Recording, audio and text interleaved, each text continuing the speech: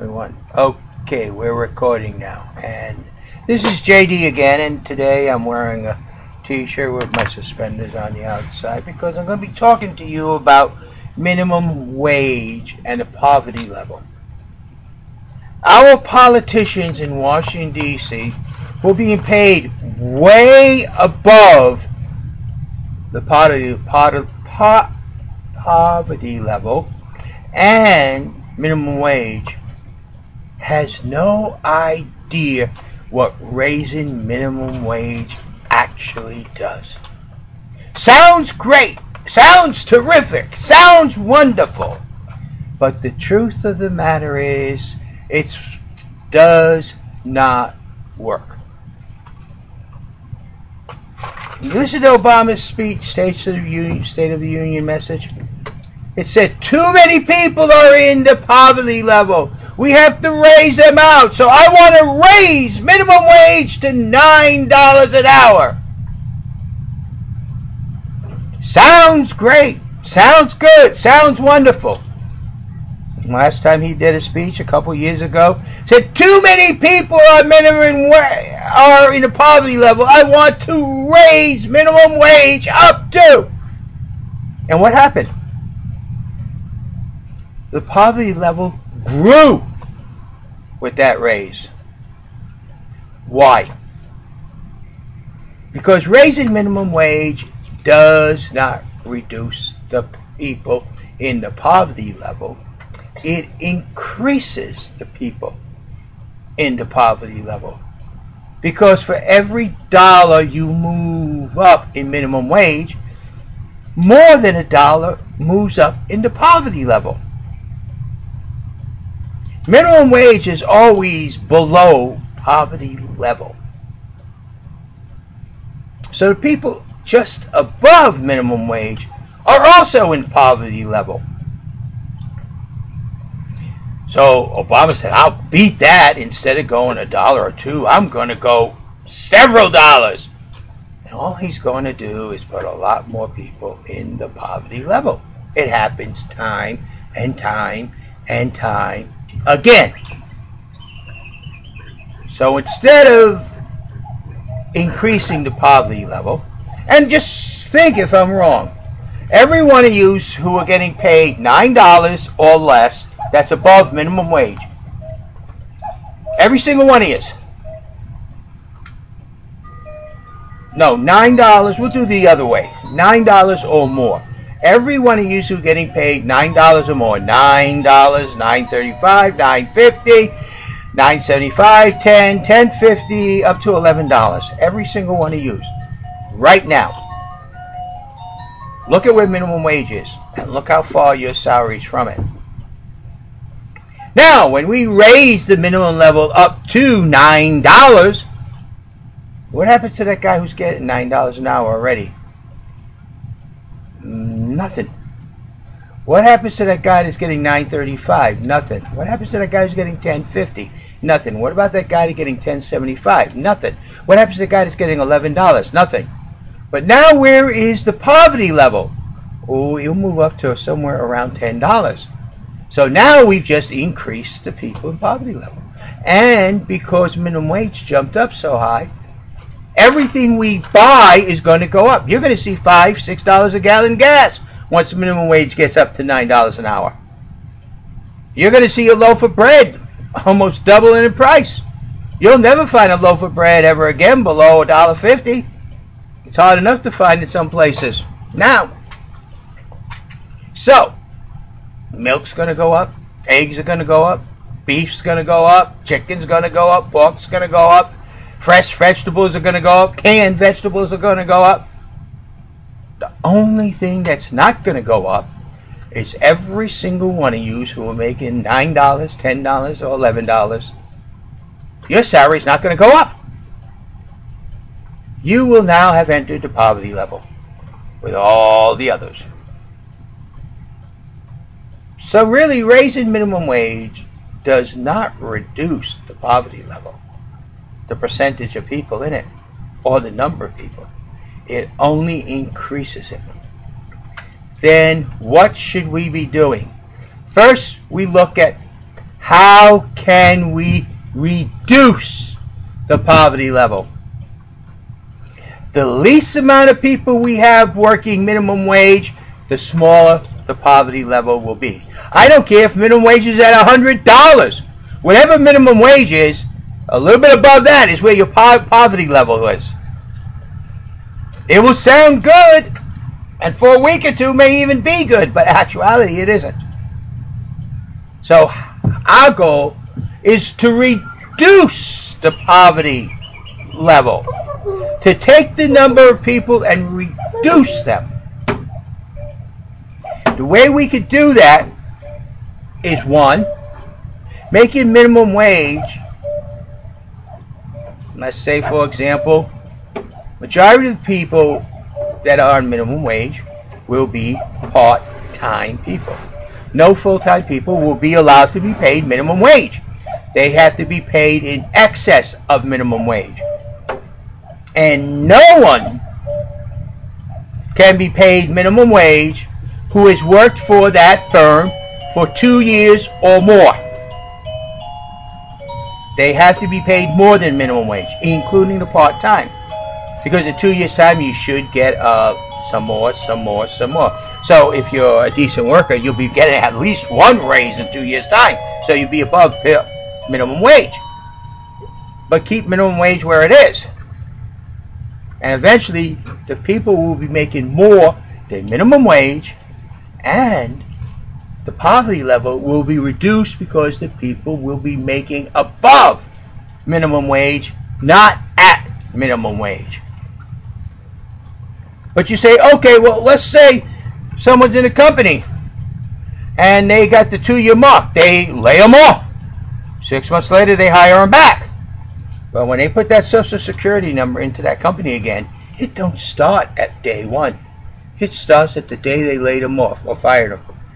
So let's say someone hires me at minimum wage. And 2 years from now, they don't want to pay above minimum wage, so they just fire me. And then a month later, they hire me back. Well, now my Social Security is back in their records. It's back reported to the IRS. The IRS computers pick it up. I'm at 2 years. I am not at day one. Therefore, I cannot start at minimum wage. They have to pay me more because I will be with that firm in excess of 2 years. Even if it's 6 months here, 6 months here, 3 months here, 4 months here, 8 months here. Once the total time my Social Security number is reported from that firm exceeds 2 years, they can no longer pay me minimum wage. So let's say, for example, you're a Santa Claus and they pay you minimum wage and you work for 4 months out of the year, or just 3 months out of the year. First year they can pay you minimum wage, second year they pay you minimum wage, third year they pay you minimum wage, fourth year they pay you minimum wage, fifth year they can't pay you minimum wage because now you have exceeded the 2 year mark. They have to pay you in excess. So a marginal worker will get pay raises after 2 years. A great worker, of course, any firm to keep a great worker coming back will pay more. For a Santa Claus that's a super Santa Claus, they'll say, hey, you come back next year, we're going to pay you another $2 more. We got your Social Security card, we got all that, we got the note. You'll get $2 more an hour if you come back next year. Of course, the guy's going to come back, and he's going to get that $2 more than minimum wage. But the marginal worker who comes back every year after year after year, after 4 years, if he works 3 months a year, he will get his time. Well, 8 years. 3 months is 12.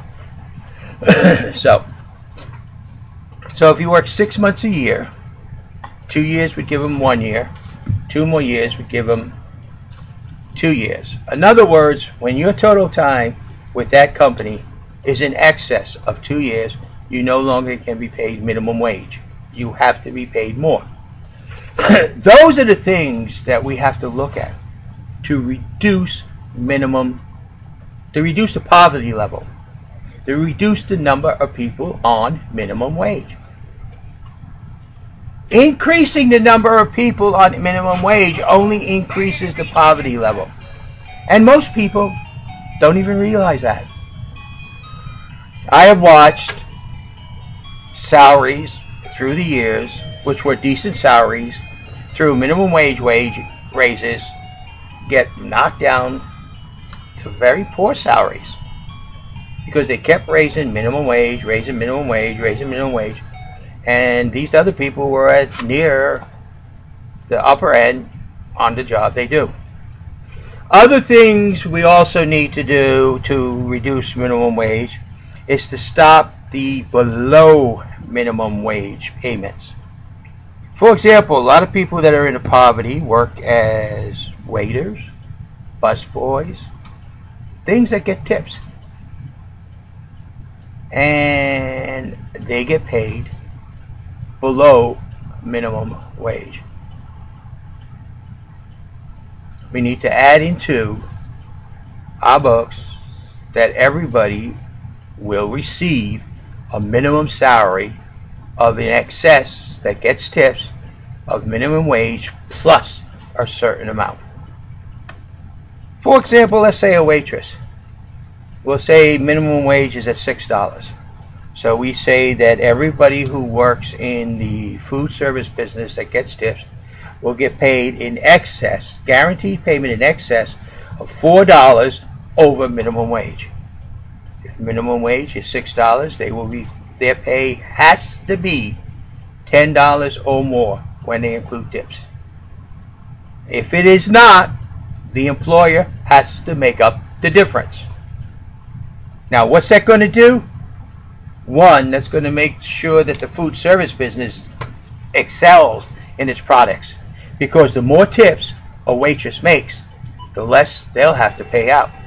So if they have crappy food, dirty dishes, things like that, you can see that go away, because that needs to go away so that you will leave an outstanding tip for that waitress, because the food is outstanding, the service is the waitress's control, the silverware is clean, the dishes are clean, the place looks nice, the place looks good.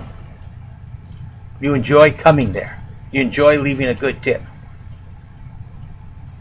Therefore, the food service business will increase.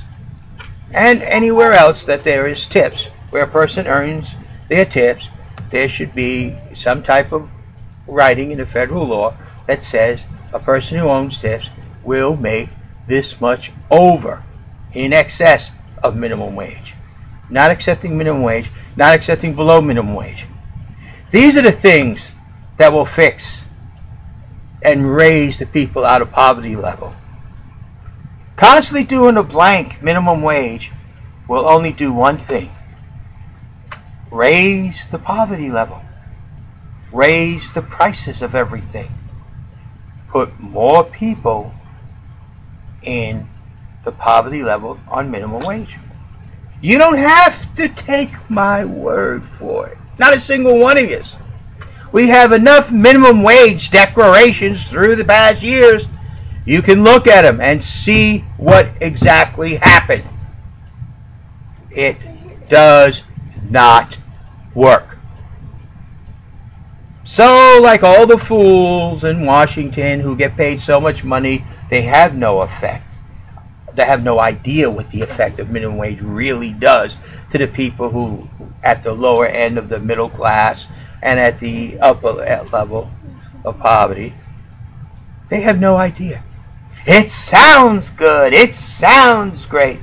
But the truth of the matter is, it does not work. What really would work is some real looking at how to reduce people in the poverty level. Not how to raise the level of the poverty level to include more people over and over and over again. This is JD, and you people have to decide. Do you want a person who looks at a problem and says, what is the problem? What are the options? What works and what does not work? Or do you want someone like Obama? You yell something out there real good, sounds great, gets a lot of applause, gets a lot of cheers, but the truth of the matter does the opposite of what needs to be done. That's for you to decide. Unfortunately, JD doesn't believe in doing something just to do something. He believes in do it. If something is worth doing, it needs to be done right the first time. And if it takes a little more effort, you give that effort. You never settle for the easy street. Thank you. This is JD. Check me out. www.theconstitutionistparty.com. The Constitutionist Party. You all have a nice day. And if you go to the contribution page, you will notice one of the very first things is do not send money.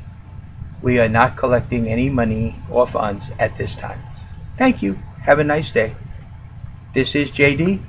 And that is Samantha. Look at it. Good day.